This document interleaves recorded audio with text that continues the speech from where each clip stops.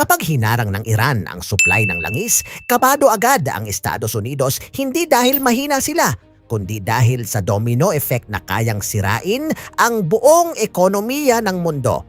Ang pinakamahalagang dahilan ay ang Strait of Hormuz, isang makitid na daanan ng dagat kung saan dumadaan ang halos 20% ng oil supply ng buong mundo.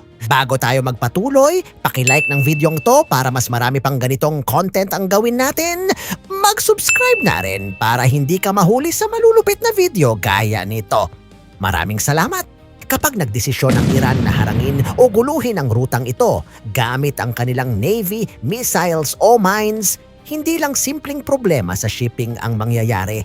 Agad tataas ang presyo ng langis sa global market. At kapag tumaas ang presyo ng langis, sunod-sunod na ang epekto.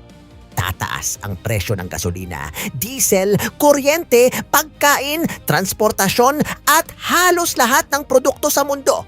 Ibig sabihin, kahit ang mga bansang walang kinalaman sa gulo ay tatamaan.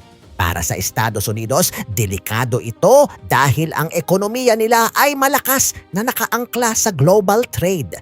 Kapag nagmahal ang energy, bumabagal ang industriya, tumataas ang inflation, waso nagiging galit ang mga mamamayan dahil sa mahal na bilihin.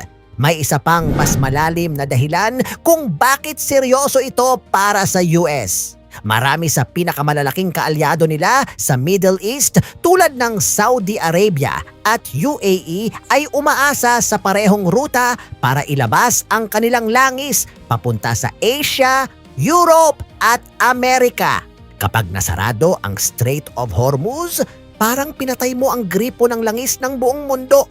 Kahit ang mga bansang kalaban ng US tulad ng China ay maaapektuhan, pero ang problema, ang US ang inaasahang magresponde militar para panatilihing bukas ang ruta. Ibig sabihin, kapag nagharang ang Iran, hindi lang ito economic crisis. Pwede itong mauwi sa direktang giyera sa dagat. Kailangan ng US Navy na protektahan ang mga oil tanker, mag-escort ng mga barko at posibleng umatake sa mga base ng Iran kung lalala ang sitwasyon. Kapag nangyari iyon, pwedeng lumaki ang conflict at madamay ang buong Middle East. Sa madaling salita, hindi simpleng oil problem ang kinakatakutan ng Amerika. Ang kinakatakutan nila ay global economic shock at isang posibleng giyera na maaaring magpaalab sa buong rehiyon. Dahil sa modernong mundo, ang langis ang dugo ng ekonomiya. At kapag may bansang kayang pigain o putulin ang supply nito kahit sandali lang, kahit ang pinakamalakas na bansa tulad ng US ay mapipilitang seryosohin ang banta.